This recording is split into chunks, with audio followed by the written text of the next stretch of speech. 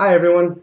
I hope you've been well. I know I've missed a few weeks just with everything going on. I had a family member who had a minor surgery that thankfully recovery is going well for him. And I've had some other things just honestly in life kind of come up I needed to take some time with. So I'm back at it this week. I hope everyone's doing well. Hope you've been enjoying time with your families and able to count your blessings and find more things to be grateful for each day.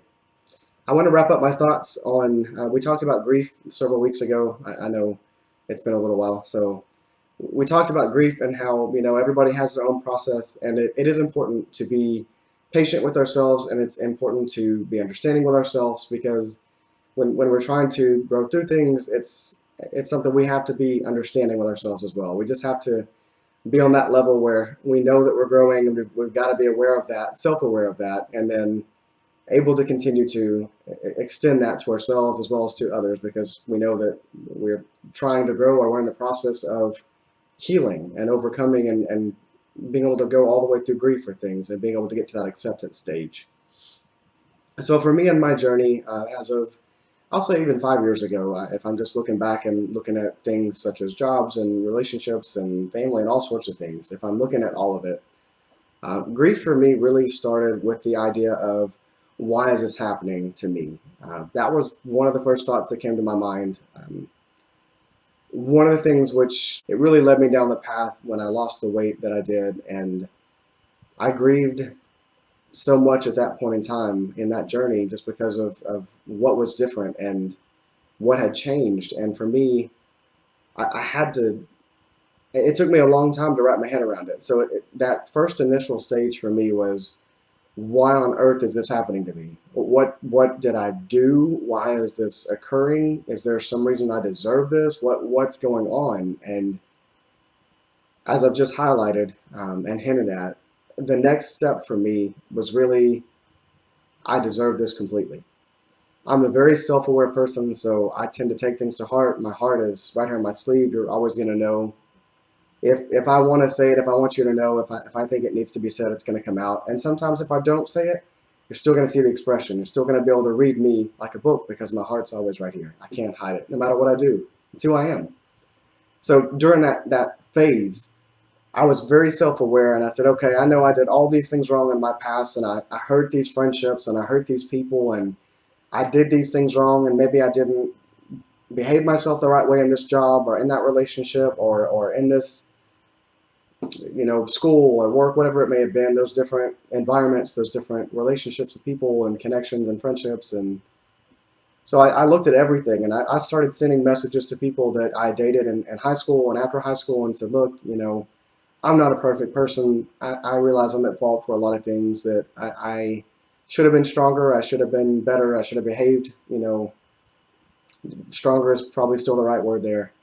And I sent messages to people. I didn't expect anything to come back. I got a few that came back, and one actually had said, "I hope you haven't been holding on to that all of these years. Like it's nothing. It's in the past." And it, again, it wasn't something I was holding on to all those years. More than it was, I was at that stage in grief, and I had to deal with that. And I had to go back, and I had to try to make things right everywhere I felt like I could behind me.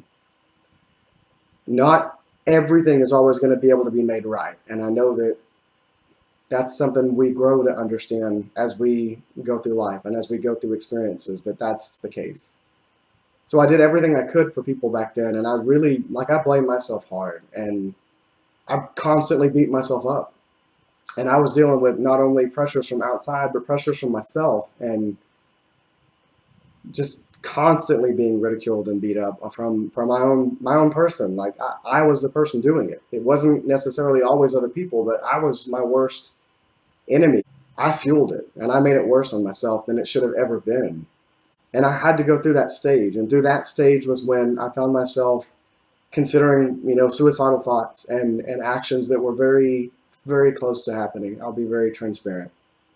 And it was the thought of my children and my children not having a father, not being raised, knowing their father. And that really helped me pull out of it. My faith grew a lot stronger after that, my connection and my faith to God. I felt like I had a good faith and I had a strong connection to God, but little did I know, right? Immaturity and I mean, being naive and being foolish and being young, we think we know so much more than we really do. And we think that we're better off so much more than we really are. And for me, that was the case. I was really in that place, and it was just not a good place. Again, heart on sleeve, I tend to be an emotional person. I tend to be very deeply connected to my emotions. I'm very self aware so that I know, hey, I'm feeling this, or hey, I'm feeling that. I need to take some time to digress, to back off a little bit, to kind of collect my thoughts before I go back and approach the situation again, clear headed, level headed. And it got to points where when I would get emotional, I would get sad emotional, and I would, cry. Let's just be honest. I'm a man. I'm going to be vulnerable with you. When I would cry, I would get to the point where I would tell myself, you don't deserve pity. And I wouldn't say it nicely. I mean, I would say it angrily with myself. You don't deserve this pity. Let go of it. Get over yourself. I would say that to myself back then. It was hard because I had no clue how to face it, but I knew that I had to accept what was right there in front of me. And so that was my way of trying to cope and get through it, was telling myself, you don't even deserve the tears. You don't deserve any of this. You deserve what you're going through. You deserve the life you've been handed. You deserve the difficulty you're going through. Just get over it and get past it. Like it was awful. I mean, just to be fully transparent, it's okay for us to not want to talk to people. It's okay for us to want to shut down for a little bit. It's okay for us to not want to answer the phone, to not answer that text message, to not go outside that day, to not get out of bed that day. It's okay during those times of difficulty and depression and anxiety and grief that there's going to be times for everyone in everyone's life that you may face that. And those emotions, those feelings, those actions are all okay. I will warn you, and I may have in the first video. I'm not sure. I can't recall right now. But I will warn you not to let it become a habit or a pattern where those days turn into weeks, turn into months, turn into years, because that can happen very quickly. Thankfully, I didn't allow it to become years for me, but it was definitely something I was very self-aware of after the fact. And I know when to catch myself now. I'm very aware of when those feelings and those emotions are too heavy, they're too much. And again, it all goes back to laying things at God's feet. At least for me, I mean, that's part of my faith, is that through everything, I have faith that God's going to provide for me. I have faith that God's going to take care of me and is always going to be with me through the experiences I'm going through if I'm living faithful to Him.